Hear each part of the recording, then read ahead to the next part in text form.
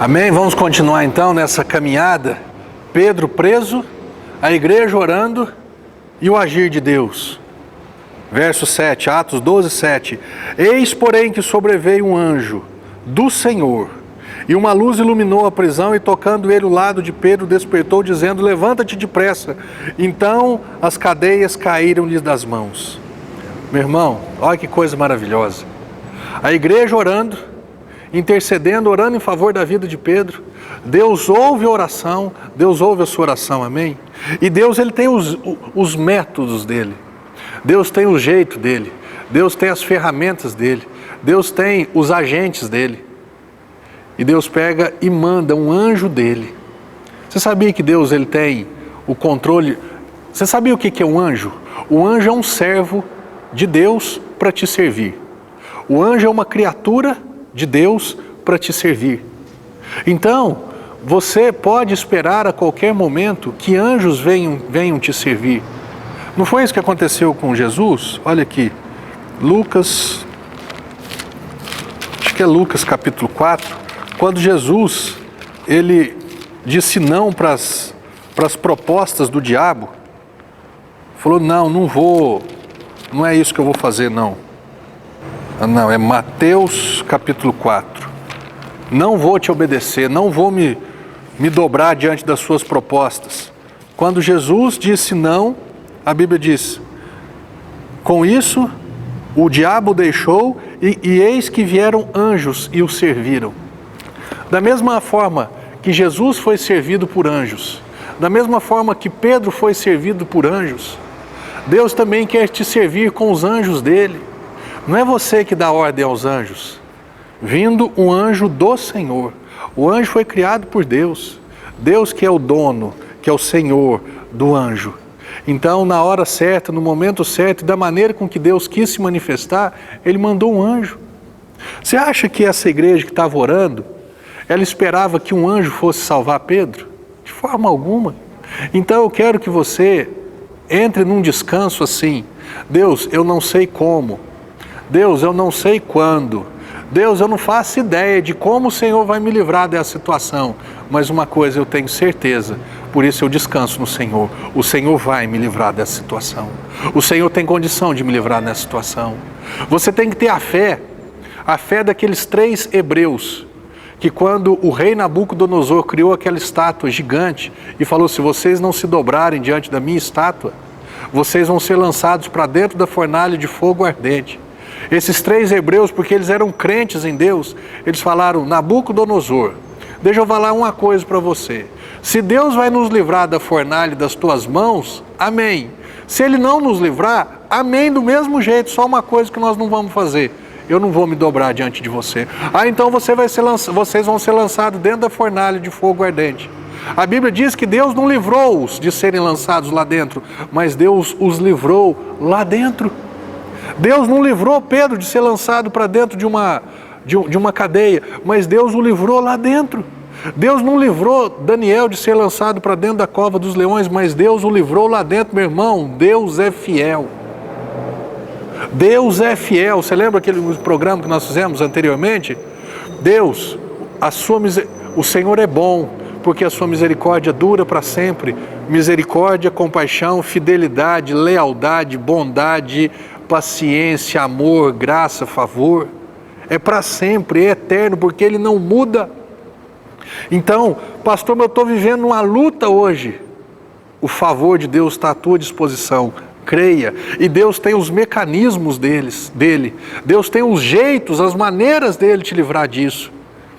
A Bíblia diz aqui no versículo 8: disse-lhe o anjo: cinge-te e calça as sandálias, e ele assim o fez, e disse-lhe mais: põe a capa e segue-me. Então, saindo, o seguia, não sabendo que era real, que se fazia por meio do anjo. Parecia-lhes antes uma visão. Depois de terem passado a primeira e a segunda sentinela, chegaram ao portão de ferro que dava para uma cidade, o qual se lhes abriu automaticamente, e saindo enveredaram por uma rua, e logo adiante o anjo se apartou dele. Olha que coisa maravilhosa. Pedro estava achando até que era uma visão. Eu estou sonhando com isso. Eles passaram por 4 soldados, a primeira sentinela, ninguém viu nada. Eles passaram pela segunda sentinela, mais 4 soldados, e ninguém viu nada. Pastor, mas que coisa mais doida. Deus é doido. Deus é maluco. Deus faz coisas que nós não entendemos. Deus, Ele faz coisas absurdas aos nossos olhos. Deus é um Deus de milagre. Deus não tem explicação. Não tente entender Deus. Então não coloca Deus dentro de uma caixa. Não fala para Deus o que Ele tem que fazer. Simplesmente coloque diante dEle a tua necessidade. Deixa Deus fazer do jeito que Ele pode, do jeito que Ele quer, do jeito que Ele sabe. Porque tudo que Deus faz é perfeito. Amém, meu irmão? Deus, o anjo pega, sai, a primeira, a segunda sentinela. A Bíblia diz aqui, o portão se abriu automaticamente. Ou o anjo ele tinha um controle, apertou o botãozinho, o portão abriu. Ou esse portão aqui é igual aqueles portões de shopping ou de aeroporto, aquelas portas automáticas, que você chega, a porta automaticamente abre. Meu irmão, quando você e eu estivermos com a unção de Deus, quando nós estivermos vivendo o propósito de Deus, quando nós estivermos vivendo de acordo com a vontade de Deus, você pode ter certeza de uma coisa: as portas abrirão automaticamente. Tem pessoas que têm forçado algumas coisas. Não force nada. Tem pessoas que têm procurado ajudar Deus. Não ajude Deus. Deus não precisa de ajuda, Deus não precisa do meu esforço, Deus não precisa de nada. Ele precisa simplesmente que eu creia nele. Se eu crer nele, ou quando eu crer nele, ele faz todo o resto. Todas as coisas automaticamente começarão a acontecer nas nossas vidas. Amém? O texto continua dizendo aqui: então Pedro, caindo em si, disse: agora sei verdadeiramente que o Senhor enviou o seu anjo e me livrou da mão de Herodes e de toda expectativa do povo judaico. Deus sabe a hora certa, Deus tem o jeito certo. Deus ele tem o poder para nos livrar da mão de pessoas. Talvez você esteja vivendo um dia difícil, seja num casamento, seja num trabalho, seja numa outra condição, meu irmão. Deixa Deus agir, você não precisa agir. Apenas clame, apenas creia e apenas adore a Deus. Creia, a Deus, eu te louvo, eu te agradeço. O Senhor vai fazer, o Senhor já está fazendo. Considerando ele a sua situação, resolveu ir à casa de Maria, mãe de João, cognominado Marcos, onde muitas pessoas estavam congregadas e oravam. Quando ele bateu ao postigo do portão, veio uma criada chamada Rode ver quem era, e reconhecendo a voz de Pedro, tão alegre ficou que nem o fez entrar, mas voltou correndo para anunciar que Pedro estava junto do portão. Eles disseram: estás louca? Ela, porém, persistia em afirmar que era assim. Então disseram: é o seu anjo. Entretanto, Pedro continuava batendo, então eles abriram e viram-no e ficaram atônitos. Ele, porém, fazendo-lhe sinal com a mão para que se calassem, contou-lhes como o Senhor o tirara da prisão e acrescentou: anunciar isso a Tiago e aos irmãos. E saindo, retirou-se para outro lugar. Meu irmão, sabe o que eu aprendi nesse texto aqui, que eu quero compartilhar com você? Eles ficaram assustados com a resposta da oração. Eles não acreditavam que era Pedro. Não, é um anjo. Não, você está ficando louca, moça. Que Pedro o quê? É que nós estamos orando aqui, você está emocionalmente perturbado, então. Você está achando, você está até ouvindo vozes. Meu irmão, você e eu, nós temos que esperar milagres de Deus, sim. O Deus que você e eu servimos é um Deus de milagres. É um Deus que tem alegria, tem prazer e satisfação em responder às nossas orações. Nós temos que nos acostumar, nós temos que estar mais acostumados aos milagres de Deus do que os não milagres. Nós temos que estar mais acostumados. Deus curou, é claro, o meu Deus é o Deus que cura. Deus abriu essa porta, é claro, porque o Deus que eu sirvo é o Deus que abre porta. Deus mudou a história do meu casamento, é claro, porque você creu, orou, e Deus mudou a história do seu marido, da sua esposa. Você e eu, nós temos que nos acostumar com esse Deus. Deus tem me prosperado, olha, lá no trabalho, Deus tem me honrado, sabe, o meu patrão, o meu chefe, ele tem visto Deus na minha vida. Isso, entre aspas, meu irmão, tem que ser o normal nas nossas vidas. Nossa, pastor, eu como empresário, Deus tem me dado estratégia, Deus tem me dado sabedoria. Amém, glória a Deus, porque isso é Deus.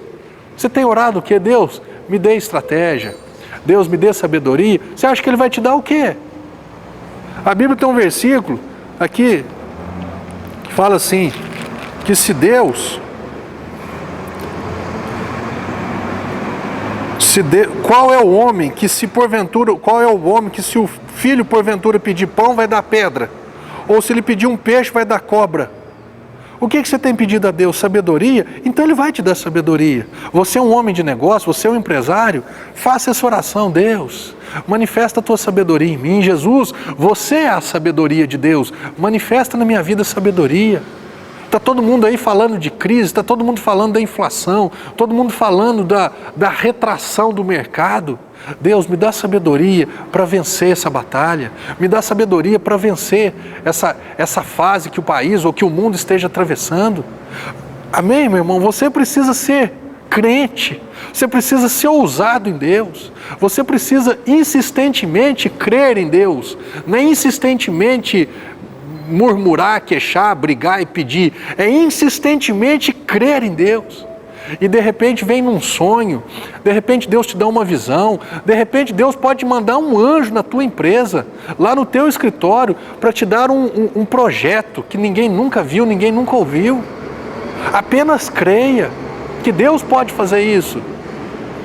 Apenas creia que Deus é poderoso para fazer além do que você tem pedido, do que você tem pensado. Apenas creia, meu irmão. A Bíblia diz nesse texto que